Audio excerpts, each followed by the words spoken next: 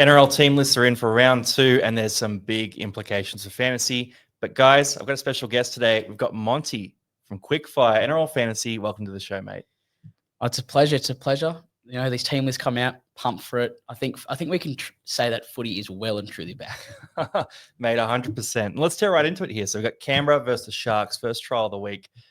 This team list, I'm starting in the back line here. You know, KO Wicks, Xavier Savage, Matt Tomoko, Seb Chris. We've got Tamale there, Strange and Fogarty. For me, Tomoko, bit of value potentially, priced at a 38. Could be a 45 guy. You've got Tamale there, who, for me, I'm going to need to see him play absolutely bonkers this week to earn that spot. And you got Fogarty, who could be value playing next to Strange. Yeah, and I like Xavier Savage as well. I picked him up towards the back end of last year when he was really cheap. And with Fogarty, his try scoring rate goes up. Yeah. Although he's priced fairly cheap, you're almost better off going with someone like Iongi. So I'd kind of hold on Strange, but if you want someone who's electric and fun to watch, he could be an option. Yeah, Fogarty definitely feeds that back line. Tomoko as well. He went on like a 12-week run without a try when Fogarty was hurt. It was insane. His price tanked, but then he didn't really bounce back when Fogarty came back. So I'm not completely convinced. Probably more of a draft prospect. Forward pack here. So we've got Papali, Starling, Mooney, Hudson Young, Matty Nicholson, Morgan Smithies. For mine, I'm watching Matty Nicholson very closely in this game, and it's less about Matty Nicholson. It's more about the impact he has on Zach Hosking, whether he's on the bench and whether he steals some of those Hosking minutes. Yeah, I definitely think so, especially Hudson Young's locked down that 80-minute Canberra edge roll. Mm-hmm. And with the sign of Nicholson, it kind of opens up the battle between him and Hosking. So I'm not overly keen on both of them because I do expect them both to share minutes one way or the other. Yeah, completely agree. And coming up to the NRL, you know, it's the hottest time of year for NRL too. Oh, yeah. So he's a Pom, young guy. Yeah. I think it'll take some time to acclimatise. Raiders do love a Pom though, so it's... They do. And then on the bench, just rolling down, do we have... No, we don't. So no Big Red, no Corey Horsburgh.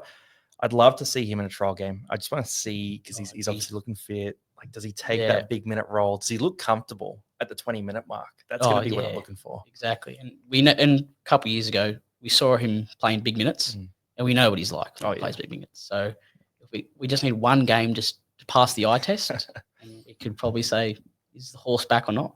I think the horse is back. $550K. It's a good price point to get into. Tempting. Yeah, I'm probably going to do it. So the Sharks here, Sharks are pretty settled. You know, we know who the Sharks are. They've added players. They haven't really opened up too many opportunities for fantasy. We were chatting before we jumped on. Trindle and Hines, that combination, that's going to be a big thing to look at here.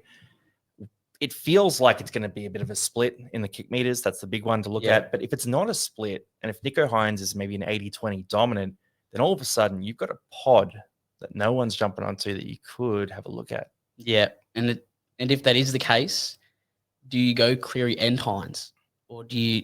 It's one of the toughest questions at the start of each fantasy. Who do you go with, Hines or Cleary? And if we see in this trial match that the kicking is very lopsided towards Hines, he could be that anti-Cleary pod. That would be outrageous. I'm of the view that if he comes in, because we have a bit of a friendlier salary cap this year, so we've got a bit more space. Yeah. If Hines comes in, he looks like vintage Hines, and the role is vintage Hines.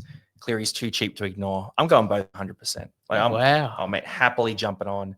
I'll miss a couple of the other guys. I'm good with that. Like, I just reckon if they can both go back to their old selves, they're undervalued. Oh, 100%. Yeah. Kale Ira is one who, he was a rookie last year. He really heated up down the stretch. You could read into that end of the year last year and sort of say, hey, that's actually the new norm. He'll be a 50-plus average this year. It's a hard argument to make, but it's one that you could make. And then forward pack here, Adam Blake comes in, so it kind of dries up everything in terms of the middle forward minutes, including for him. He's come out and said he's not going to get a 10. And I think he's $780K. It's expensive. He's expensive to be playing those 40 minutes. He averages, I think, mid-40s when he plays less than 50 minutes. I think so. He's a hard pass, and especially with the Sharks, you know, they can either play a 3 middle forward bench or a 4 middle forward bench. So it doesn't really suit Blake. Yeah. I mean, for real life, he's a big one for them. Like, they've needed that big prop. You know, they have a lot of guys like McInnes, you know, Rudolph, Oregon Kafusi, Hazleton. They're getting the job done. But that one big prop to really break it open, it's exciting for Cronulla. I just don't see it benefiting many players. I'm seeing a few Blake Brayley teams being sent through, but I just don't think it's going to be enough of a needle mover for them. Moving through Knights and Parramatta, and it's going to be good to see this year's premiers play their first game of the year. The Eels, of course. So they haven't named. Still dreaming. Well, look, I'm 30 years old and I haven't seen a comp win yet. But one day, one day, yeah. And this is the day. This is the year. Day. This could be. I hope so, mate. But yeah, for Newcastle. So I'm excited about Newcastle, and that Newcastle left edge is just so appealing to me. So you go, if it's Lucas, hopefully, you go Bradman Best, and you go Greg Marzu, and you got Ponga sweeping across. That is very cool. There are versions of my team where all four of them are in the team. Yeah, just wow. like that run of fixtures to start. I just reckon they could feast, and there's not that much else at Newcastle that they can play towards, right? Exactly. Yeah. Yeah, because I feel like when Ponga's on, he's on, and we know he loves. He definitely favors that left edge. He loves it. And if Lucas can start, he's in my team, although he's in the Indigenous team, not in this team. Mm-hmm. But he's definitely one to, just the night, red hot on the night. Well, it's good news that Frizzell's at lock, right? Frizzell at lock just means, okay, cool, we can probably write him off as a big minute stealer on the edge, maybe 20 minutes at some point. But Kai Pearce-Paul was the one who was losing minutes and losing the start last year, and Lucas was so explosive. So I doubt they're going to move him. Going into the rest of the team here, so the back line, look, Greg Marzu, I really think he's an underrated pod. And last I checked, it was about 2% ownership. 2%? Wow. The problem is Bradman Best was 1.8%, and I made 3 videos that went viral, and he went to 5%. Should have done that. But Greg Marzu, we're going to do the same thing. Yeah. Just got to keep making enough of them that people eventually move away from the ones I like. Steer them away. Yeah. But like Fletcher Sharp, Jack Cogger, I mean, there's something there. So Cogger is a guy who has averaged, high 40s in the past in different teams. And Fletcher Sharp has shown a bunch of attacking ability, and we haven't seen him in the halves before. Does any of that appeal to you? Jack Cogger, I don't mind. I just don't see Fletcher Sharp doing all the kicking. I feel like it'll be split between Cogger and Ponga. So if we can get an understanding of how Sharp and Cogger do share those kick meters, it'll be very. I'll definitely have one eye on Cogger for sure. Maybe a draft option. Pick him in draft. But yeah, Cogger's definitely. I'd chuck a star on Cogger just to see how he goes. Yeah. I mean, he can do it. He can pump out a 50 average at different times. He's sort of in that same box as like a Sean O'Sullivan in my head, where it's like if the right role comes along, starts for a while, they can make it happen. They just don't seem to get the opportunity. Will Price is probably a decent simulation for Ponga as well. So he's a bit of a fullback half. He might do a bit of kicking. It's probably a good enough replacement to have in there, so we can see how that Sharp Cogger dynamic is going to work in round one. Into the forward pack here. Look, Jaden Brayley, if he wins the starting spot, I think Phoenix in the All-Stars game. Where was he? I think he might be. Yeah. Not too sure. Matt Arthur's there on the reserves as well. There's talk that he could steal some minutes too, but Jaden Brayley, if he ever gets the 80-minute rollback, I like him. It doesn't seem like it's going to be happening anytime soon. Parramatta, so pretty light Parramatta side here. A lot of the young guys, I say Ryle's just giving them a shot to play round one, and we've got a pretty mature side in general. Yongi is going to be fun to watch. I reckon he's the one player that all fantasy players and every NRL fan will be watching. Yongi. Oh, yeah. Yeah, well, you go to Parramatta, right? It's a place where, Jared Hayne was the guy for a long time. And Clint Gutherson for a long time. And Parramatta usually have a very good fullback in place. And Yongi is viewed as that guy right now. But on the bench, number 14, Josh Papali'i, he's another guy who's got a lot of hype as fullback as well. So I reckon he gets some minutes, and we sort of check out how that plays out. Oh, it'll be interesting for sure. But I feel like Yongi's he's what's 50%, or is he close to 50% of teams? He'd be over 50, I reckon. Yeah, you have to. 250K, it's very cheap. Yeah. Do like a Yongi. Richard Penasini, I don't know, he's been talked about, someone who's getting close to NRL. He'd be another keen one to watch, but otherwise, not much in there. Hard to find a spot in that team though, man. Like, all right. If there's ever an injury, maybe Lomax moves to wing, opens up a spot. But otherwise, it's Will Penasini and it's Zach Lomax at center, and then Adaka and Simonson on the wings. So Dylan Brown, Volkman's a good backup for Parramatta. Offhand Gowie, I'll watch him pretty closely. It's a weird one. Back end of last year is really good, and it was a pod that we were pushing because we just know that he can go and pump out a 55 average if he gets the minutes. And he did that at the back end of last year. Yeah. So if in this para pack he gets a good chunk of minutes at prop, you could do worse. I mean, it's risky, but you could do worse. Yeah, it's just a matter of when he does go on these runs, can you jump on at the right time, and can you jump off at the right time? Yeah. Because he can, go through these purple patches where he's playing 50 minutes, 50 minutes, 50 minutes. But then he can go back to that 35-minute front rower. So it's big time, man. It's hard to track, but I kind of view him as a bit similar, a lower sort of tier of player, but a similar fantasy prospect to a Tom Gilbert, for example. They're at that same price. The minutes are dicey, but they will produce, roughly a PPM for an extended period of time if they get those minutes. Kelma Tuolangi, if he plays well in this game, he could potentially earn himself a starting back row spot. I got to be honest, I don't have inside info on who's starting in the back row at Parramatta. I've heard rumors of about 27 players that could be doing it. I've heard my own name. It could be anyone. So if Tuolangi plays well in this game, he is a contender for that spot. I will say that Guymer playing lock probably means that he's probably not being considered for that spot unless he does move into that role at some point during the game. Yeah, so I feel like if Guymer was in contention, he would have been named there because he's not similar to Tyson Frizzell.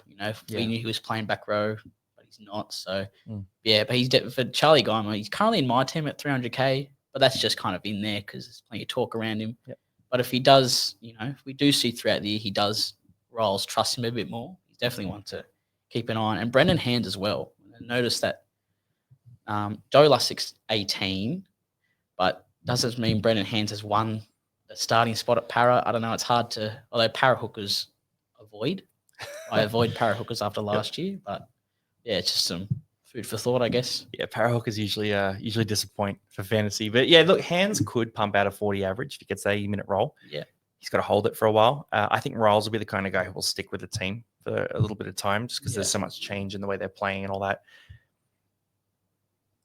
I'd need to see something good from Hands in the trial games and a perfect team list in round one to consider him. That's kind of where I sit on him, but I get the point you're pushing there. Bryce Cartwright too. I don't really understand why he's not a relative incumbent for the starting role. So I would think like that right edge, right? Why wouldn't you go, hey, let's put like Moses, Cartwright, Lomax, and then either Simonson or Addo-Carr on the edge. Sounds nice. The ball playing ability, imagine Cardi and Lomax next to each other. Like, I'm sure there are problems. There's problems with everything. Para came like third last year, so they don't have to be perfect. You're just trying to push back into the 8.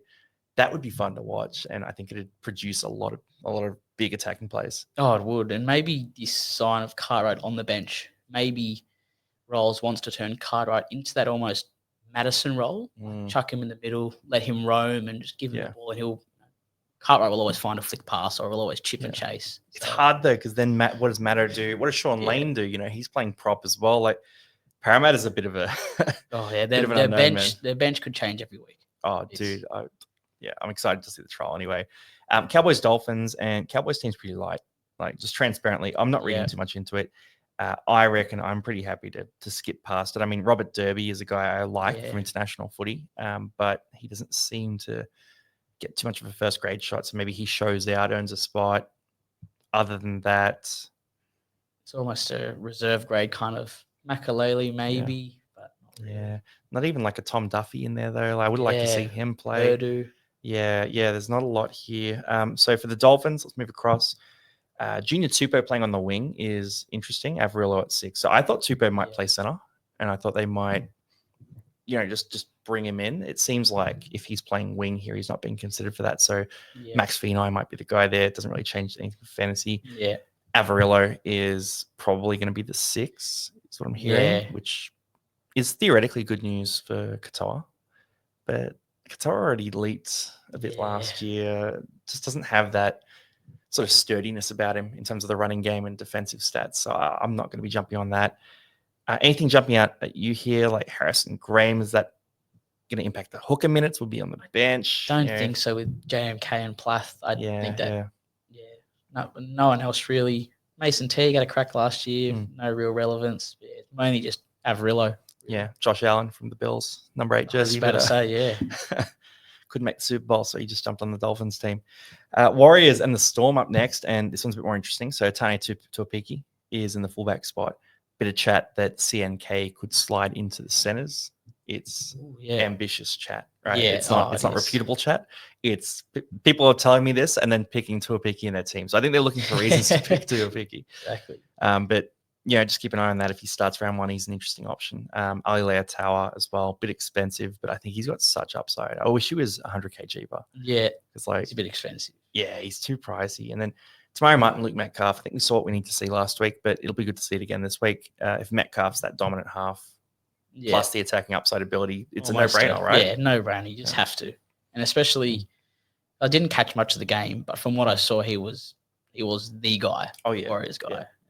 After Johnson, it's hard shoes to fill. But he's played one game there, and Warriors fans are already loving it. So yeah, well, Tamari Martin, he played dominant a bit last year, but I feel like Tamari Martin, he either plays completely dominant or total passenger. And I don't understand why there's no hybrid between the two. So if he's playing the passenger role, kicking sub 100 meters a game, then Luke Metcalf's going to be a force. Like he'll be KO weeks, in 2025 basically. And also, Tuivasa-Sheck on the wing as well is another watch. We all know what he's like on the wing, but again, with the Warriors backline, you just don't really know. So he's draft leagues. He's a draft league target, very reliable, but he's a big name, so he gets targeted by other people. Egan's fun in draft leagues as well, and maybe if you want to take that gamble. Aaron Clark starting lock again, but last time we saw a 30-minute start, and then Dylan Walker took 50 minutes off him. I think that's generally how it's going to go. He does start. The issue with guys like Aaron Clark, you might have a different view, but my view on guys like Aaron Clark, Alex Seyfarth, these sorts of players, like it's worth highlighting the statistical case you can make and say, hey, when they play these minutes, they get these points. But there's a reason why it doesn't happen for long periods of time. And, I'm not going to break down every single player, but that's sort of like Alex Seyfarth is another one. There's a reason he'll sort of play a few games in a row and then he'll move, and maybe Ruben Porter comes in and all that. They're just used in that way. So Aaron Clark's too expensive to take the gamble on for my mind. Yeah, especially with that hooker mid duel is enticing. But as what you said, it's like you may start round 1 and 2 in that 13 role, but with Dylan Walker in the 14, Dylan Walker's they're almost similar, him and Aaron Clark, but Walker's got that attacking upside. Yeah. So it's hard what the Warriors will do come round 4 or 5. We just don't know. Yeah, no, it's I can't do it. And then rest of the team, I mean, the Warriors, I think we're pretty happy with that. So Storm side, I'm just looking through this team, and I mean, it'll be cool to see Wishart play again this year. Yeah. I think so he had a lot of nice show and go sort of plays last year. I think people have cottoned onto it now. Yeah. I'm intrigued to see how he evolves his game to accommodate for that. Stefano Itokamanu, he's starting. There's a bit of talk that, oh my God, I've blanked on him. Christian Welch. Christian Welch. I was going to call him Mitch Welch. Christian Welch is talking about medical retirement. Yeah. And, a few other things considering that. So it doesn't really impact the minutes too much because he wasn't playing massive minutes, but it does elevate Stefano Itokamanu in that forward pack. So if Stefano comes out and looks fit, that's my question here. If he's kept up with the preseason at the Storm, he looks fit, he could be a jump on for round 1. My assumption is that it's a very different environment to the Tigers, and it'll take him a bit of time to sort of acclimatize to it. And he'll be a bit of a slow burn. He'll heat up leading into Origin. So that's my guess, but this game could turn that mentality around for me. So Itokamanu, I'm watching very closely. Yeah, same here as well. It's just a matter of how Bellamy decides to introduce him into the Storm system. And if he does, if we can see that he's like he had patches in that Tiger when he played for the Tigers that he could take it to that next level, but he just never did it for a consistent level. Yep. So if we can see that he can just turn up a notch and stay at that level, he's definitely one to keep a real good eye on. Yeah, the hard one is he doesn't have the defensive work rate to hit that consistency without some attacking plays. Now, you're running off Harry Grant. Well, not in this game, but in general, I think close to the line, he could be an absolute force. And one of my crazy picks for this year is double-digit tries for Itokamanu. Wow. I just reckon he's going to charge onto the ball close to the line, and Harry Grant's going to find it. They do love a crash play, Mel. So. Oh, yeah. And Itokamanu, he can score with the best of them. So I reckon it'll open up. It's kind of like how Wishart was playing last year. I think Itokamanu might be a guy who they view him as a decoy. They're looking at Munster. They're looking at Hughes. They're looking at Pap. It's not a fair proposition for a defense, but I think he could benefit massively. Let's roll into the next game then. So we got Rabbitohs and Sea Eagles. And, look, for the Rabbitohs, I'm excited to see this halves pairing play. So Jamie Humphries, Lewis Dodd. I've heard mixed reports on both the guys. So I'll just talk through what I've heard and you can talk through what you're thinking here too. But Lewis Dodd, coming from the Super League, had a fantastic year, lost confidence, was dropped out of the team, was a goal kicker originally, apparently lost confidence in that as well. He's a young guy, right? So I lose confidence all the time and I'm not trying to play, NRL. Right? So I can understand. But for Lewis Dodd, I'm going to need to see him looking good in this game to believe in South Sydney. That's kind of what I'm thinking there. And if he isn't looking good, then Jamie Humphries is a guy I'm hearing nothing but hype about. Yeah. I've heard he's put on a bit of size, so he could play maybe that bench utility role, the Dylan Walker role. Could play hooker as well. I think last year when he played that game for Manly, he looked electric. I would be shocked if he's not in the 17 somewhere. And if Lewis Dodd looks good, then I think Humphries is going to ruin Mamazelis. That's my thinking there. So keen to see how this plays out. Yeah, I'm similar to you. I don't think Humphries will be that 6. I reckon Walker definitely slides in, but I do see him as that 14. And then if he does play at 14, does he sub on for Mamazelis or does he go to that lock and push Murray out to the back row? Like, we just don't know, kind of thing. Yep. Bit of both, maybe. I mean, bit of both would be that happened nice. last year. Yeah. But yeah, Humphries is definitely watch, and then if Humphries moves, then watch Mamazelis, and it's just Yeah. I mean, well, it could be anything, right? Because then Kolomatangi can slide into the middle. They've got a lot of diverse players in this team. I'm not sure if Josh Schuster's fit, but I thought we might see him in this game. So maybe he's carrying an injury or something like that. I was keen to see him play, but no Schuster. Keen to see Mamazelis in this game as well. See how he looks. To me, he's a solid first grader, but I just think Humphries is gonna ruin him. I'm not gonna not start with the starting hooker at 300k, right? But I don't think we're gonna get much out of him. I think we'll get 100k, 150k. I think we'll be moving on pretty soon. Going over to Manly then. Let's have a look at this team. I mean, is anything jumping out at you? Like for me, nothing. Yeah, excited to see Takiaho play, but it's not really a fantasy relevance. Maybe the one thing in this side's probably Jake Simpkin. Yep. With Croker out for I think till round 4. Yeah. He's 300 something K. He's fairly cheap, but with Gordon Chenkamtonga, he's not sure what the minutes are going. Yeah, they got plenty of hookers. So it's but otherwise, Cheekham, second row, be just no fantasy. It's just great. Cheekham, the myth, mate. Yeah. Yeah, been everywhere. Would you rather start with Cheekham or Ben Trebojevic in round 1 team? Oh, that's I've got to go Burbo. The hard calls, mate. Hard calls. What if they were both getting 40 minutes? Oh, the ideal role. Yeah, the ideal role. He's got to hope and pray. Yeah, mate. Okay, so Manly, nothing there in this game really too much.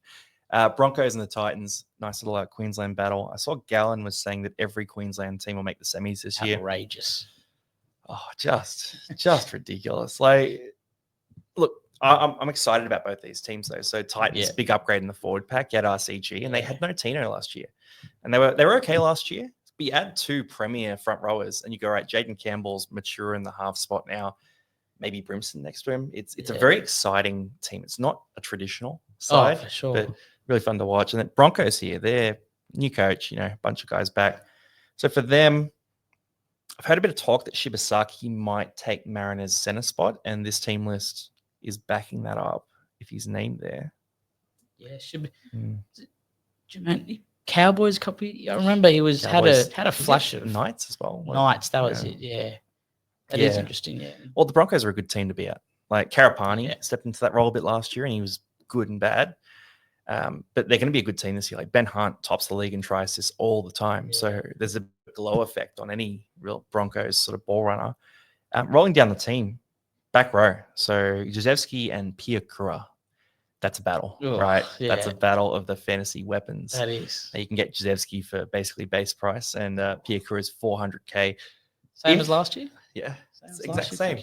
If he starts Piakura and there's no back rower on the bench, which it won't happen, at 400k, the case is the same as last year. 100%. Right? I can't stop thinking about buying Piakura. I don't know what it is. It would just be so funny to like rub it in to everyone if he like came out and crushed it round 1.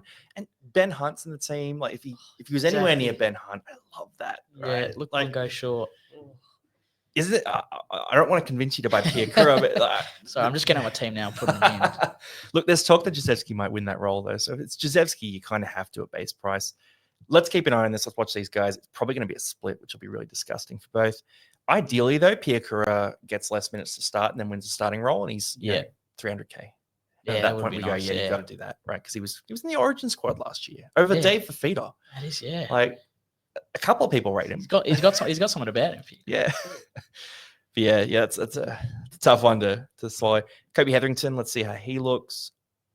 I want to see him play before I sort of make big judgments. And also Ben Takura as well in the front row. He had a couple games last year, and he just showed that he's like, I think he's 20, 21. Like he's still very young, and I reckon this is the year that he can kind of switch it on and almost be like what Wilson was last year. He can take on more minutes and have that impact with Haas and Carrigan. But again, with Haas and Carrigan soaking the minutes, he's a big boy. I'm a fan of him too. But that's where I don't really understand. Carrigan, the prop. So you got Carrigan and Payne Haas, your starting props, and you have Corey Jensen, who earned his spot last year. Yeah. Xavier Wilson, who I think is fantastic. You're carrying a fifth prop, because they do a bench hooker, as well, and they're going to do a bench back rower probably too. So I would just leave Carrigan at lock and just go, you know what, we're going to have enormous front rowers, and we're just going to run over teams. Like, I'm not the coach for a reason, but he's worth keeping an eye on because he's nice and cheap, and at some point he'll make that leap. For the Titans side, AJ Brimson in the halves, I'll watch that closely. Yeah, I want to see how much he kicks. So even though we're not getting Jaden Campbell in this game, if Brimo kicks half with foreign, then that's bad news for Campbell. Yeah. If Brimson doesn't kick much at all, then I almost certainly going to buy Jaden Campbell. I get hotter on this every day. Like, I just think about it. Well, round one, he's not playing. Yeah. Right? The loophole you get on is fantastic. I know it's not as good as a scorer who's 700k, but it's pretty good. And he'd be the pod of all pods. Like, no one would have him. He would be. Yeah. And I'm like that with Keeney. Keeney's currently in my team. I just like his upside. But if Brimson does take a step back in the kicking aspect and wheels up with Jaden Campbell, I mean, it could be that. Do we go Keeney for you, Campbell for me? We just double up on the Titans here, no one's going to get on him, man. Yeah, because I think they're both. Keeney's checked this morning, he's 2.4. Like, they're just low. Yeah. No one will do it. No one will do it because you can go get Turbo for the same price, right? Exactly. And people aren't going to look past round one. And to be fair, I'm normally a big grab the points when you can guy, but it's rare you get blessed with a pod who can score so high, Keeney or Campbell. And the upside's just to the moon. Mate, astronomical. So we've got to do a separate episode on that. Or maybe we don't. We just keep them to ourselves. Only you guys who watch to the 25th minute get to know.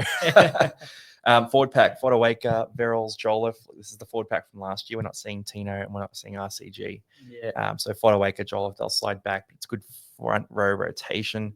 Dave Fafita playing is really good news for his recovery. Both Firma's a guy who, another mega pod.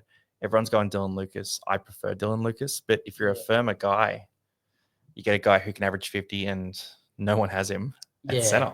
And then when you compare Firma to Lucas, Firma's kind of locked down that role almost, whereas Lucas, he's the one who could spend a couple games in center. He could go back to the bench. But Titans are full of pods, full of pods. And if you pick the right one, Firma's another one. It would be exciting. I mean, he's an Origin level player, basically. Both Firma, right? Compared to Lucas still making his way in. Yeah, that's interesting. That is very interesting.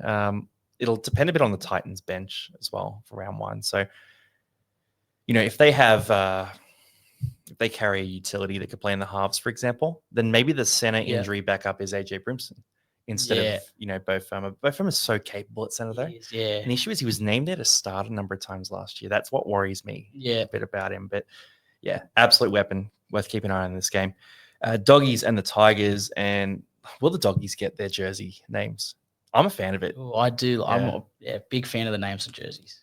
I like it. Otherwise, all my jerseys have Longy on them. But But looking through the Dogs team here, we've got a pretty light team. We're going to start with Drew Hutchison again. Oh, I'd love to run it back. I'd really enjoy my time with Hutch. Oh, it'd be awesome. 1-2 punch. Like the 1-2 slap, I guess. But Yeah, forward pack, Sam Hughes. We could do that again as well. There's Jamin Salmon. There's they're all back. They were in our back. team for so long as well because they took so long to make money. And the one time you go to drop, they'd have a great game. So you hold on for another couple of weeks, and it was it was a roller coaster.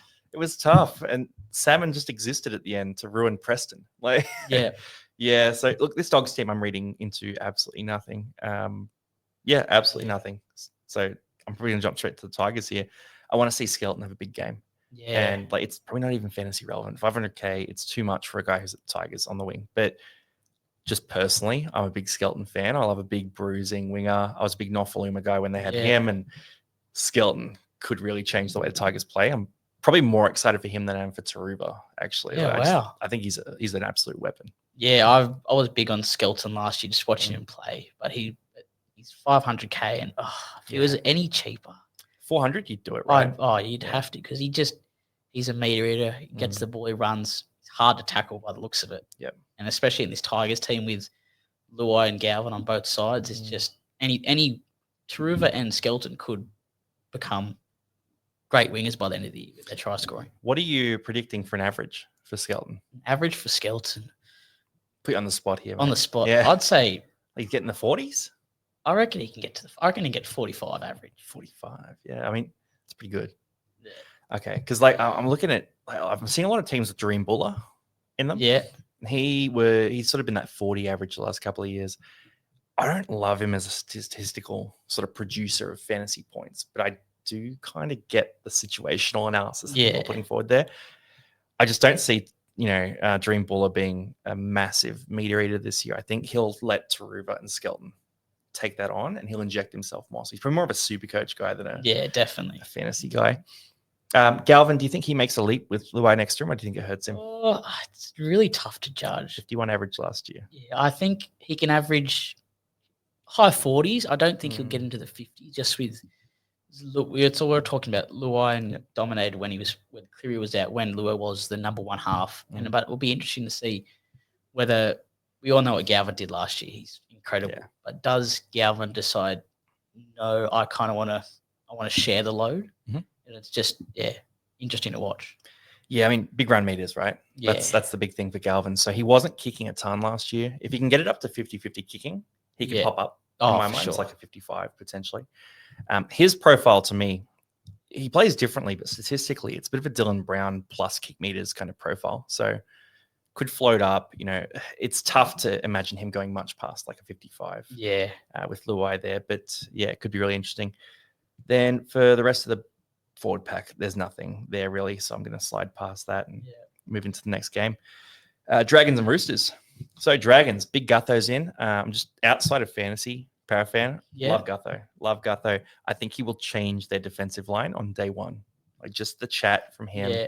When we were missing him, there were holes everywhere. 100%. Right? Yeah, so he's a big talker. And Tyrell Sloan, electric player, great support runner, not that defensive leader. Yeah. So I'm excited to see that. Oh, it'd be interesting for sure, because we saw last week Dragons Manly had an opposed session. One of the journalists came out and said that Gutho was talking from the back, which is, for Dragons fans, great news. Great news for Dragons fans. Yeah, he'll be a big difference maker. Val Holmes comes in as well, goal kicker most likely. It's 99% Val Holmes. If the 1% wins and it's Kyle Flanagan, I would look at Kyle Flanagan at that price as a theoretical dominant half. Yeah, we saw Flanagan when he was back at the Roosters. He just went through this real purple patch. He was the guy, but then he fell off towards the last couple of years. It was high 40s, wasn't it? Yeah, it was a good average. But then, with him and Ilias, we saw Ilias he was kind of that dominant half with Walker. He'd do most of the kicking, but Flanagan's a kicker as well, so it's very hard to judge. So I feel like this trial will give us a good indication of who's running the show and who's playing off the back of it. And if it's a hybrid half and half, neither are interesting to me at all. Yeah. Like that's the issue with these guys. They're not, big, cheap fantasy point grabbers. Yeah. They're going to need that real dominant role, and I don't think either is going to win it. Going to the forward pack here, we've got the Damien Cook at 9 and Jack Little at 14 experiments starting. Absolutely insane. I have no idea why they're hoarding two of my favorite hookers while Parramatta are so light at the position. Why didn't we do a swap for Little? I keep asking this question. But it's going to be interesting to see how this pans out. So Damien Cook last year played well with the bench hooker, moved to lock, did a bunch of different things, played at center, scored tries out there. Like, he's been brought in, he's been targeted for this team. Does he play that hybrid role where he moves into the forward pack? Like, I just can't imagine why you would want to do that when you have such bruising forwards to use, but it keeps on happening. Yeah, he's cooking something. He's cooking something for sure. He's good. But I feel like he would move to that because we saw DeBellin last year. He played that 50, 60-minute lock role. Mm-hmm. And I definitely see a world where Cook moves into that 13 and Little goes to hooker. And it could just be really easy on the eye to watch. Cook running around. We saw him last year. He's pretty good. Yeah. But, yeah, I definitely think Cook will go into that 13 ball playing lock role for sure. It's insane. It's going to be interesting to see how it plays out because Flano's brought in some players and I don't know, Gutherson they really needed that sort of thing. Yeah. Val Holmes was surprising to me, but you don't turn down Val Holmes. And then Cook and Little, they're going to play a unique style. I'm a Flanagan believer. I really like that Sharks 2016 team he won the comp with. Yeah. So I just sort of look at that and think, you know what? I'm going to give him the benefit of the doubt and see how this plays out. They're not a team that I'm considering for the spoon at all. Yeah. There's a lot of people talking about that. I think that's a bit ridiculous. They've got too much quality across the park to do that.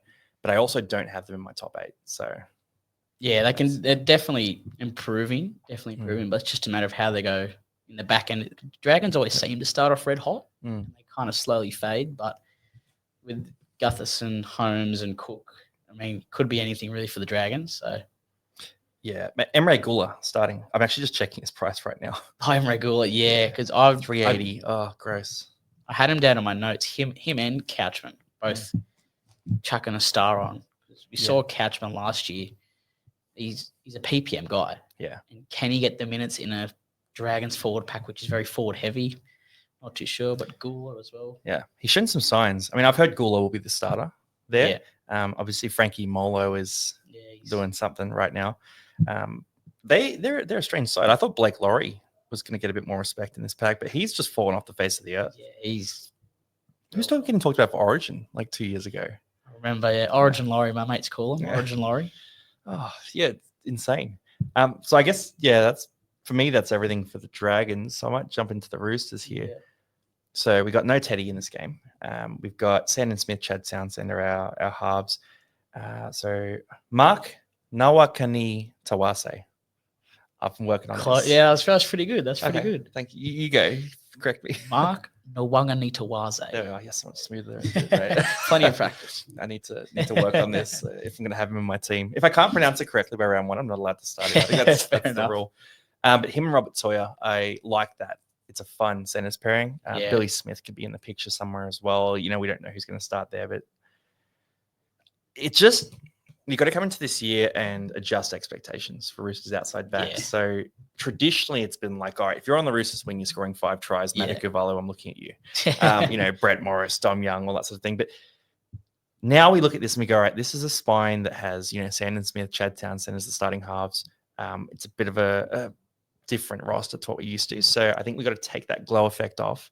And for a lot of these players, Toya, Noah, Kani, Tawase,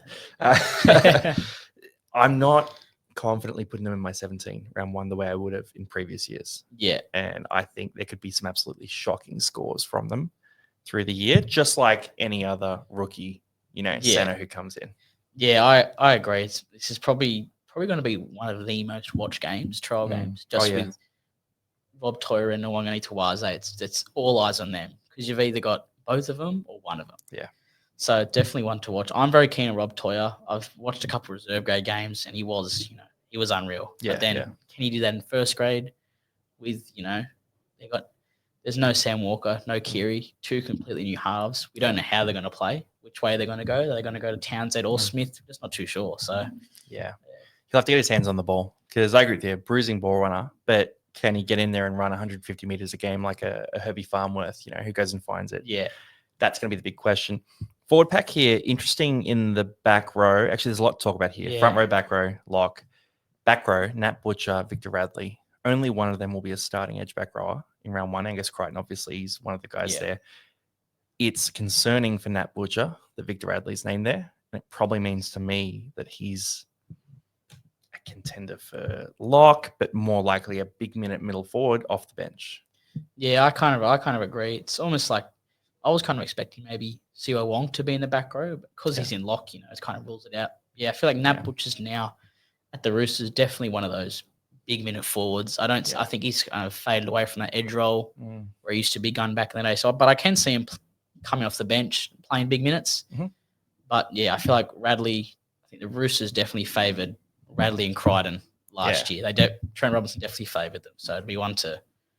Yeah, and then we could fall for the same traps again. So last year we started with Lenu and we started with Wong, Tupanua. These guys are all in different people's teams. This year it's Nafu White, Saul Wong. I'm just sitting there looking at you. White and Wong. Right and Wong. Right and wrong. Wow, that was on the spot. But for those guys, if they get 40 minutes, they're probably productive enough to start in your team. And Asua Wong, like his defensive work rate is astronomical. He's an absolute axe. He's done it on the edge. He can do it in the middle. If he was a 40-minute lock, I'd be pretty comfortable with him as a 40 average. Yeah, I definitely agree with you. He's that. We saw moments of him in 2023, I think, where he can be that guy. He can score fantasy points like no tomorrow when he's on. He goes after the ball, he tackles the ball. If he's starting 13, I might have him in my team. Yeah. I might have him in my team. But then for Nafahu White, again, it's probably I don't see him getting that starting role, but it's just a matter of those minutes off the bench. Yeah. I mean, he's at a tricky price though, right? Yeah. Like you've got to, because I've seen a lot of teams with him in, and a lot of teams are leaning on him as a starter, and you've got to trust him. You've got to trust him if you put him in that role, and the Roosters have hurt us before. But he passes the eye test. That's the thing. Like he goes hard, and he doesn't seem to degrade with minutes. I don't know how the Roosters find all these guys, by the way. Like Terrell May, they had last year. They don't give them that many minutes, but when they want them to play 60, they just play 60 good minutes somehow. Oh, yeah, for sure. It's crazy, man. They're just Iron Men out there. So yeah, keep an eye on Suo Wong. Keep an eye on Victor Radley to the edge. I like him better as a lock, but I get the HIA issues and all that sort of stuff. So yeah, I'll be watching this one really, really closely. Rolling through, actually, that's all the games, man. So anything else for the Roosters from you? Yeah, probably Spencer Leniu. I've seen him in a couple of teams, and then again, it'll be interesting to see his minutes and how they work. Yeah, and yeah, that's probably it for the Roosters. Yeah, Matt, we're done with team lists. So guys, let us know who you're watching most closely, and if you stuck around this long, drop in the comments quickfire. And look, thanks for jumping on Monty too. You can find Monty on TikTok. Quickfire NRL Fantasy. He makes tons of really good sort of short form content. No BS, straight to the point. Cheers for jumping on the show, man. Thanks for having me.